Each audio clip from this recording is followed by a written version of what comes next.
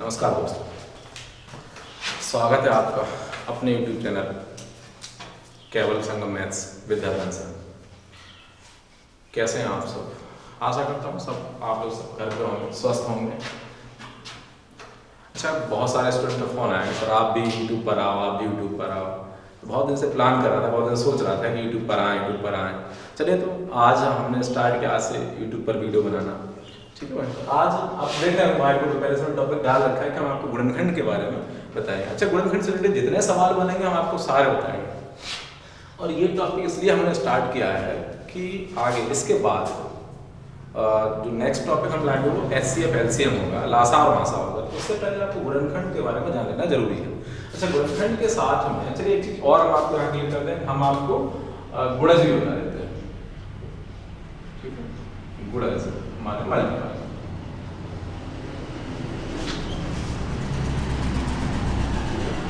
तो एक तो गुणनखंड और मल्टीपल माने गुणज, दोनों चीजें आप जान लें पहले। ठीक है। अच्छा, गुणनखंड जो है गुणनखंड को अपवर्तक भी कहते हैं और गुणज जो है इन्हें अपवर्त कहते हैं।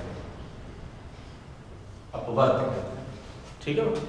ये इसलिए कि इन दोनों का माने गुणनखंड या अपवर्तक या गुणज या अपवर्त, इन दोनों का जब एलसीएम में से पढ़ेंगे तो वहां आपको इन दोनों चीजों को आना चाहिए। अपवर्त क्या होता है और गुणन अपवर्तक क्या होता है।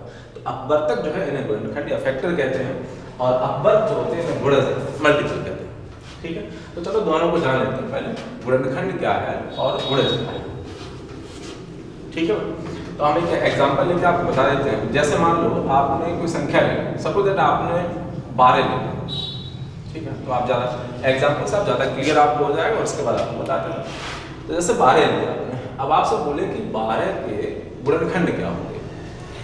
तो जो संख्याएं 12 को पूर्णता विभक्त करें वो सभी संख्याएं 12 के गुणनखंड होंगे। जैसे 1, 2, 3, 4, 6 और 12। ठीक है। ये जो संख्याएं हैं सभी, ये सब 12 के क्या है? गुणनखंड है। ठीक। माने आप इस बात को अगर डिफाइन करोगे तो आप कह सकते हो कि जो संख्याएं 12 को पूर्णता विभक्त करें वो सभी संख्याएं 12 के अपवर्तक कहलाएंगी या 12 के गुणनखंड होंगे। ठीक। अब यही अगर हम बात अपवर्त की करें माने गुणज की करें, जिसमें कहें तो मल्टीपल की करते हैं, तो जैसे 12 है। अब 12 से जो जो संख्याएं पूर्णता विभक्त हो, ठीक है, जैसे 12, 12 दूनी 24, 12 तिया 36, 12 चौको 48, 12 पंचे 60 और बहुत सारी 12 छंग 72 और अनंत तक। ठीक है। यानी कह सकते हैं कि जो संख्याएं 12 से पूर्णता विभक्त हों वे संख्याएं 12 के गुणज कहलाती हैं। ठीक है, माने अपवर्त कहलाती है यानी मल्टीपल कहलाती है।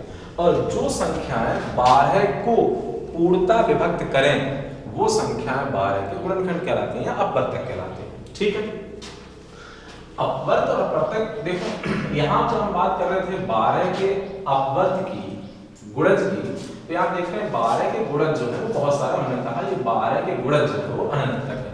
माने आप समझ लें कि किसी भी संख्या के जो गुणज होते हैं उनकी जो नंबर होती है, उनकी जो संख्या होती है वो अनंत होती है। ठीक है। और किसी भी संख्या के गुणनखंड जो होते हैं उनकी संख्या निश्चित होती है। वो जितने होंगे वो कंफर्म है कि इसके गुणनखंड कितने होंगे।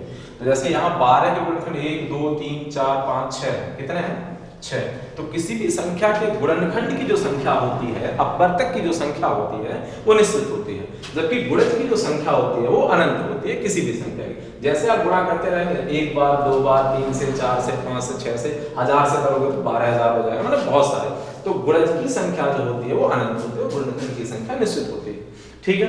किसी भी संख्या के जो गुणज हैं, अब आप डेफिनेशन समझ गए होंगे, किसी भी संख्या के जो गुणज होते हैं वो संख्या होती है उस संख्या से पूर्णता व्यक्त होते हैं और गुणनखंड जो होते हैं वो उस संख्या को पूर्णता व्यक्त करते हैं। ठीक है। तो आप लोग दोनों में अंतर समझ गए, गुणनखंड क्या होते हैं और गुणज क्या होते हैं। ठीक है। जब चूंकि हम लोग एलसीएम से पढ़ेंगे तो इन्हीं पे यही लासा मासा में आते हैं। वो लासा होता है लिस्ट कॉमन मल्टीपल होता है। ठीक है। और एक एचसीएफ होता है, हाईएस्ट कॉमन फैक्टर होता है, तो यहाँ जिसमें हमें फैक्टर की जरूरत पड़ती है, मैंने अपवर्तक की जरूरत पड़ती है, और उसमें मल्टीपल की जरूरत पड़ती है। तो यहाँ इन दोनों में अंतर समझ गए, ठीक है। स्पेशली हमें बात करनी है अब गुणनखंड पे, ठीक है। तो चलिए हम लोग बात करते हैं गुणनखंड की। तो उम्मीद करता हूँ ये बात समझ में आ गई होगी आपको। अगर चीज़ें समझ में आ रही हैं तो आप चैनल को सब्सक्राइब करोगे, ठीक है, लाइक करोगे, और अगर समझ में नहीं आता है तो आप कमेंट करके छोड़ देना। जब भी हम देखेंगे कमेंट आपका पढ़ेंगे तो उसका रिप्लाई, आपकी जो प्रॉब्लम होगी उसे दूर करने की कोशिश करेंगे, ठीक है। तो हम लोग बात करते हैं गुणनखंड की। देखो, अच्छा पहले तो सबसे पहले फर्स्ट ऑफ ऑल तो यही कि किसी भी संख्या के गुणनखंड से, गुणनखंड में भी जब ये आपको ज़्यादा डिफाइन करेगा, ज़्यादा चीज़ें पूछने की कोशिश करेगा, तो क्या क्या पूछेगा। एक तो गुणनखंड है ही, अब उसमें आप ये शब्द जोड़ देगा कि नहीं अभाज्य बताओ, एक बात करेगा अभाज्य गुणनखंड की, ठीक है। हो सकता है कभी आपसे विषम गुणनखंड की बात करें, किसी भी संख्या के विषम गुणनखंड, ठीक है।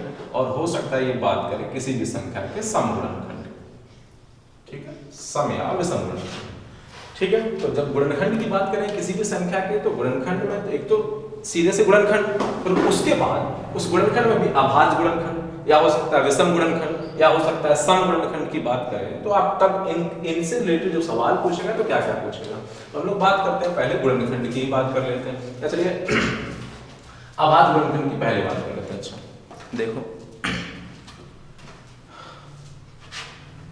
जैसे कोई संख्या लिया आपने, मान लीजिए 36 लेते हैं, ठीक है, 36 लेते हैं।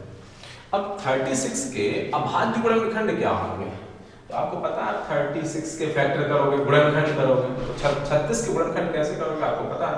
2 कर 2 16, फिर 2 से काट देंगे 2 नंबर 18, फिर 2 3 से काट देते 3 का और 3 का 3, माने 36 के जो गुणनखंड होंगे वो 2 दूनी 4 दूनी 8 3 सॉरी 2 दूनी 4 3 12 3 36, ठीक है।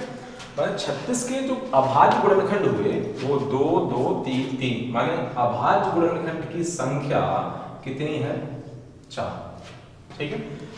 36 के अभाज्य गुणनखंड की संख्या कितनी है 4।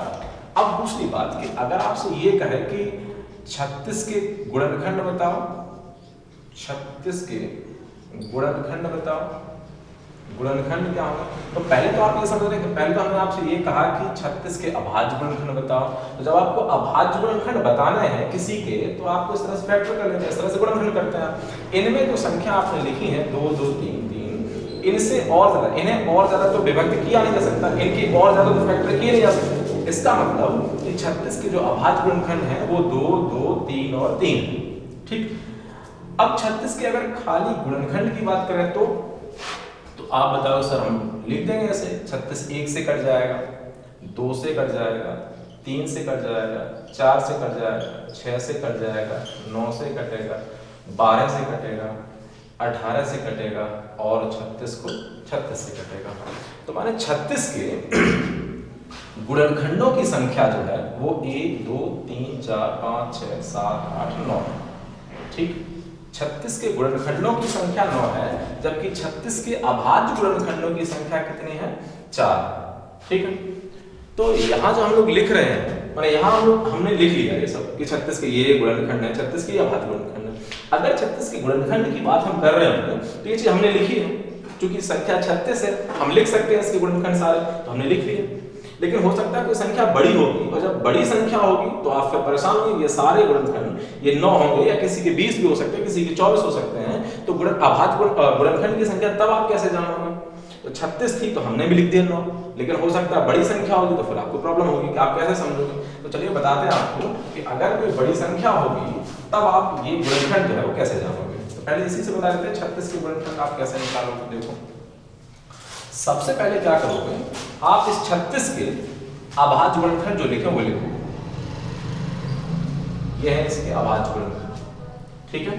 अभाज्य गुणनखंड को आप घातांक के रूप में लिखो, ठीक है। और जो इसके ये घातांक आए हैं किसी भी अंक पे, जो घातांक है इनमें एक एक प्लस करो, तो 2 में 1 प्लस करो 3, और 2 में 1 प्लस करो 3, और इन दोनों का गुणा करो, कितना आया 9। तो हम कह सकते हैं कि 36 के जो गुणनखंड है उनकी संख्या कितनी है 9।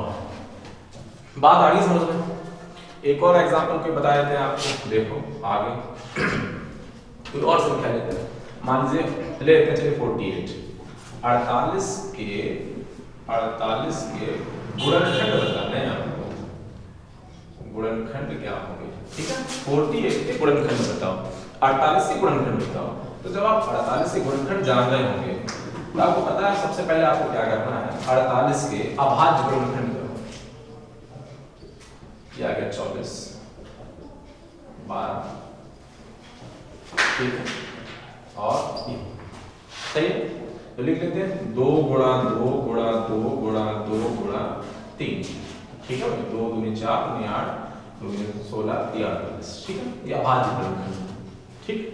अब अभाज्य गुणनखंड को घातांक रूप में लिखो तो आप लिखोगे 2 की पावर 4 और 3 की पावर 1, ठीक। अब आप इस घातांक में 1 प्लस करो, इस घातांक में 1 प्लस करो, दोनों का गुणा कर दो, कितना हो गया 10। और हम कह सकते हैं कि जो 48 है उसके अभाज्य गुणनखंड की संख्या 10 होगी। कितनी होगी? 10 होगी। जबकि 48 के गुणनखंड की संख्या 10 होगी, जबकि 48 के अभाज्य गुणनखंड की संख्या कितनी होगी? 1 2 3 4 5, ठीक है। ध्यान रखना इस बात को। 48 के गुणनखंड की संख्या कितनी है? 10 है, जबकि 48 के अभाज्य गुणनखंड कितने हैं? तो ये अभाज्य हैं, उनकी संख्या कितनी है? 5, ठीक है।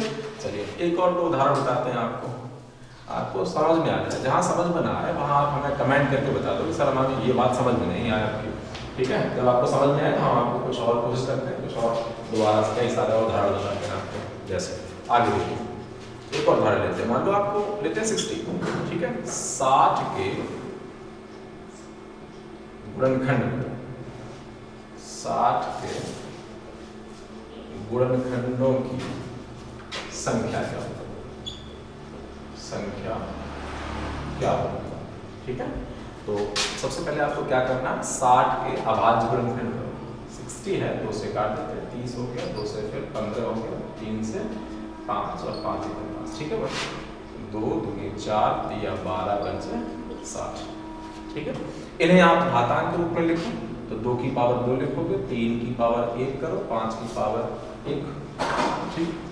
घातांक में जितने लिखे गए हैं इन सभी अंक उन घातांक में 1 1 प्लस करो, ये 3 हो जाएगा, इस पे प्लस करो 2 हो गया, इस पे प्लस करो 2 हो गया, तो 3 दूनी 6 दूनी 12, कितना हो गया 12। तो आप कह सकते हैं कि सर 60 के जो गुणनखंड की संख्या है वो कितनी है? 12 है, ठीक है। अगर आप यही सवाल गुणनखंड की जगह पे एक शब्द जोड़ा होता अभाज्य गुणनखंड बताओ, 60 के अभाज्य गुणनखंडों की संख्या बता दो, फिर आपको कुछ नहीं करना था, 1 2 3 4 4, तो 60 के अभाज्य गुणनखंड की संख्या कितनी है? 4, जबकि 60 के गुणनखंड की संख्या कितनी होगी? 12। लिख के बता देते हैं आपको, देखो आप लिख सकते हैं 60 के गुणनखंड कौन कौन से? 12 होंगे। 60 1 से कट जाता है, 2 से कट जाता है, 3 से कटेगा, 4 से 5 से 6 से 10 से 12 से 20 से 30 से और 60, खुद 60 से देखो कितने हुए? 1 2 3 4 5 6 7 8 9 10 11, एक ही छूट गया, देखो छूट गया। तो अब ये यहाँ ये प्रॉब्लम है कि ये सब जब आप इस तरह से काउंट कर रहे होंगे, इस तरह से लिख रहे होंगे, तो फिर 100% गलती होने के पूरे चांस है। कि 12 थे, हमें पता था 12 थे, जब हमने लिखे तो हमें पता है यहाँ ये बात 15 छूट गया था, 15 तो वो 60 होते हैं, तो ये संभावना बहुत ज़्यादा हो जाती है जब आप इस तरह से लिखते हो। इसलिए आपको ये चीज़ सीखना बहुत जरूरी है कि किसी भी संख्या के गुणनखंड आप ना जानो, आप ना लिखो, फिर भी आप जान पाओगे इसकी संख्या कितनी है? 12 है। तो 12 है, देखो 1 2 3 4 5 6 7 8 9 10 11 12, ठीक है। तो अब आप समझ गए एक तो अभाज्य गुणनखंड की संख्या कैसे जानोगे और गुणनखंडों की संख्या कैसे जानोगे, ठीक। अब आगे बात करते हैं, इन्हीं गुणनखंडों में किसी भी संख्या के जो आप गुणनखंड लिख रहे होंगे, अब इन्हीं अभाज्य में या गुणनखंडों में कुछ सम होंगे और कुछ विषम होंगे। तो सम विषम कैसे तय करोगे? देखो जैसे मान लो किसी के भी 72 लिखे, 72 के सम गुणनखंड, सम गुणनखंडों की संख्या क्या? संख्या क्या? ठीक है। अब बात हो रही है 72 के कौन से गुणनखंड की? सम गुणनखंडों की, ठीक है ना, सम, ये स्पेशल शब्द है। एक तो हम लोग जाने हैं गुणनखंड, एक तो हम लोगों ने गुणनखंड जान लिया, एक हम लोगों ने जाना है अभाज्य गुणनखंड, अभाज्य गुणनखंड, और अब हम लोग बात कर रहे हैं किसी भी संख्या के सम गुणनखंडों की, ठीक है। अब इसके सम कैसे जानेंगे? 72 है, 72 है, सम कैसे जानेंगे?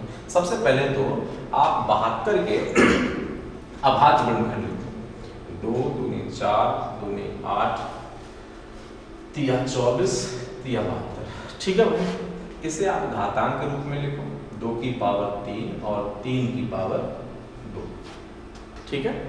यहाँ तक तो आप कर ही रखते हैं। अब अगर आपसे ये पूछेगा कि 72 के, अगर आपसे ये पूछेगा कि 72 के अभाज्य गुणनखंड की संख्या कितनी होगी, तो आप कहोगे सर उनकी संख्या होगी 5, ठीक है।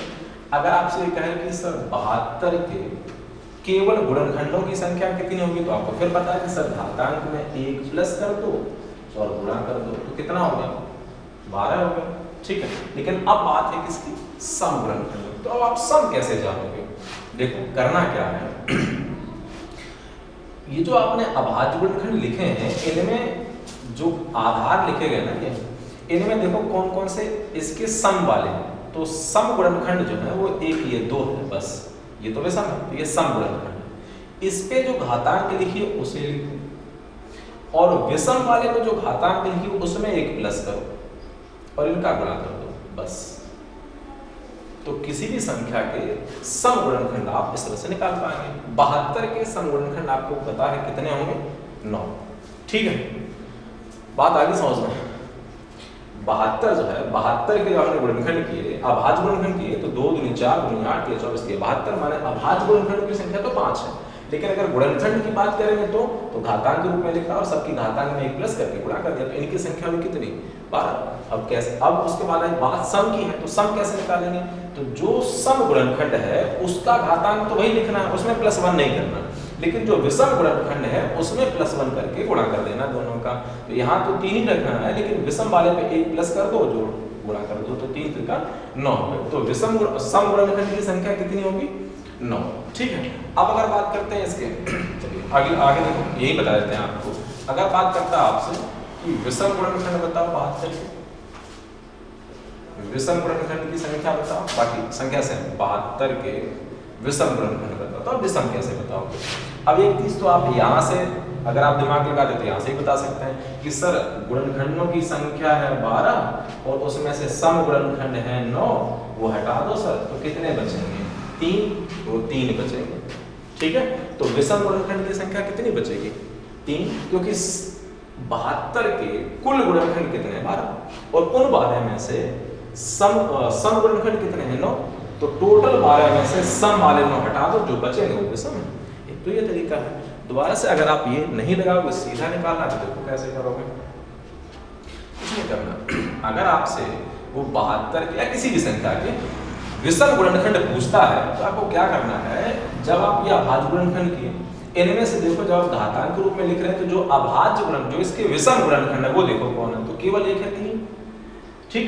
बस 3 जो है ना विषम, तो 3 पे जो घातांक लिखा है उसमें 1 प्लस कर दो, बस हो गया। माने विषम वाले के घातांक में 1 प्लस करना, कुछ नहीं करना है, ठीक है। 72 के विषम गुणनखंड कितने होंगे? तो जब आप अभाज्य गुणनखंड किया, उन्हें घातांक रूप में लिखा आपने, उन घातांक रूप में जो लिखने के बाद जो विषम गुणनखंड है उसकी घात में 1 प्लस कर देना, तो वो आ जाएगा आपको विषम गुणनखंड की संख्या, ठीक है। तो अब आप समझ गए हैं, एक तो आप अभाज्य गुणनखंड जान गए, सम गुणनखंड और विषम गुणनखंड सीख लिया आपने। अब कभी कभी होता है कि इन गुणनखंडों का हो सकता है आपसे बिना जाने आपसे योग पूछ दे कि गुणनखंडों का योग बताओ क्या होगा। चलिए तो आगे बात करते हैं उससे। देखो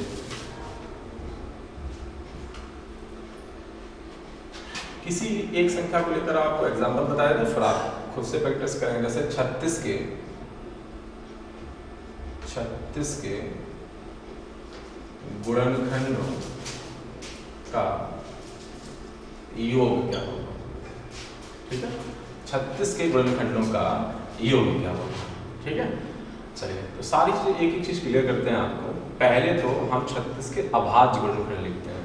अब एक एक चीज आपको बताएं। अभाज्य गुणनखंड, ठीक है, अभाज्य गुणनखंड। तो आप लिखोगे सर 36, 36 के लिखो गुणनखंड, तो 2 दूनी 4 या 12 या 36, संख्या होगी इनकी कितनी 4, 1 2 3 4, ठीक है। अब बात करते हैं 36 के खाली गुणनखंड। 36 के गुणनखंड कितने होंगे, तो बताइए गुणनखंड कितने होंगे। तो आप कहोगे सर ऐसे निकाल लेते हो, ऐसे घातांक के रूप में लिखो, इसे लिख दिया, इसे लिख दिया, इनके घातांक में 1 प्लस, इनके घातांक में 1 प्लस और गुणा कर दिया, तो गुणनखंडों की संख्या कितनी होगी 9, ठीक है। अब आपसे पूछता, अगर वो पूछता है कि सर विषम गुणनखंडों की संख्या बताओ, विषम गुणनखंड, विषम गुणनखंड बताओ, 36 के विषम गुणनखंड बताओ कितने होंगे, तब भी आपको कोई दिक्कत नहीं है।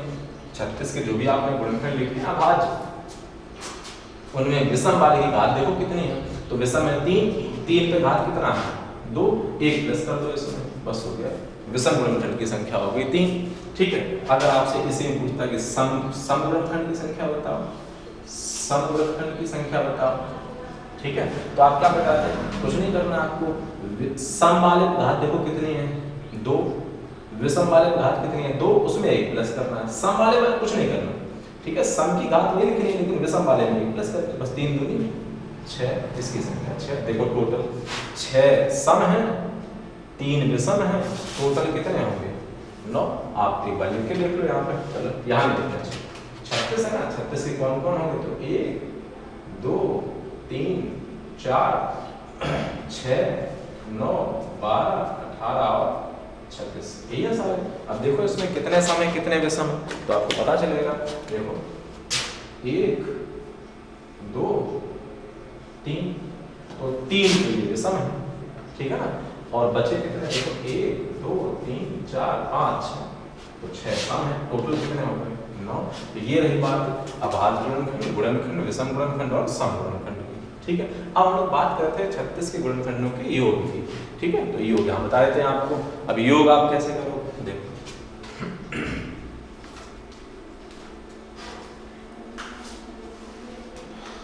लिखे 36 के, लिख देते हैं 36 के अभाज्य गुणनखंड, ये लिख दिया, ठीक है, इन्हें घातांक रूप में लिखो, लिख दिया आपने। अब क्या करना है, क्योंकि आपको योग जानना है, तो आप क्या करोगे, इसके घातांक जहां तक है आप इस आधार पे पावर 0 से स्टार्ट करो, 0 1 और 2 तक, माने अधिकतम घातांक जहां तक है 0 से वहां तक लेके चलना आपको। जैसे इसके स्टार्ट करो 3 की पावर 0, ठीक है, प्लस 3 की पावर 1 और 3 की पावर 2, अधिकतम 2 है, बस वहीं देख लो, लिखो इसे आप, देखो ये हो जाएगा 1, ये हो गया 2 और ये हो गया 4, ठीक है, ये हो जाएगा 1, ये हो गया 3 और ये हो गया 9, 9 3 12 13, ये हो गया, और 4 6 और 1 7 13 7 91 91, इधर लिख देते हैं आपको। अगर आप इसे सॉल्व करोगे तो ये हो जाएगा 7 और ये है 9 3 12 13, तो कितना 13 7 91, ठीक है। तो 36 के जो गुणनखंडों का योग होगा वो होगा 91, ठीक है, कितना होगा 91 होगा, ठीक है। आप चेक करके देख लो, नहीं तो अभी लिखेंगे फिर से एक बार लिख देते हैं, 1 2 3 4 6 9 12 18 और 36, ठीक है, 12 18 और 36, इन सब को जोड़ के देखो, इन सब को ऐड करो, 91 ही होगा, ठीक है। तो किसी भी संख्या के अगर आप गुणनखंडों का योग जान रहे होंगे तो आप ऐसे लिखोगे, निकाल लेना भाई, ठीक है दोस्तों। चलिए एक और बता दें, अच्छा आपका एग्जाम्पल एक और बता देते हैं, फिर आगे जैसे मान लीजिए आप कहते हैं कि आप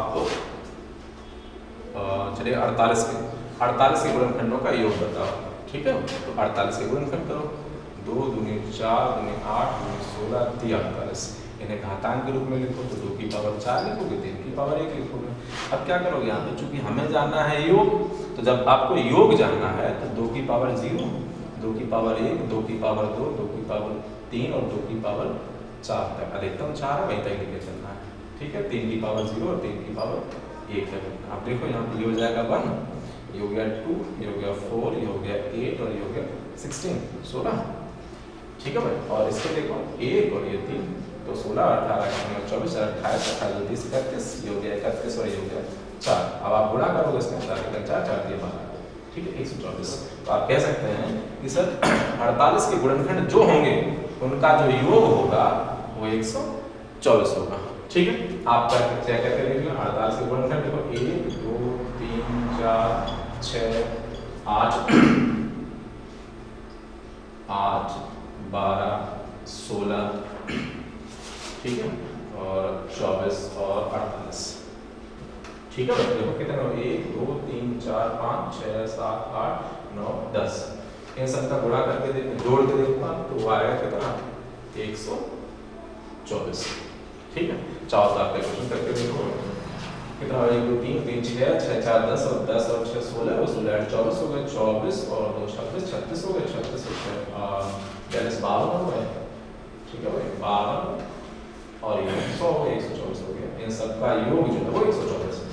और आप बिना संख्या जाने बिना फैक्टर जाने आप सीधे योग ऐसे निकाल सकते हैं इनका। ठीक है, क्योंकि आप ऐसे फैक्टर लिखोगे तो कहीं ना कहीं गलती होने के चांस होते हैं। ठीक है भाई, अगर आप लोगों को पसंद आया हो तो लाइक करना, चैनल को सब्सक्राइब करना। ठीक है, ओके, नमस्कार दोस्तों, मिलते हैं फिर नेक्स्ट वीडियो के साथ।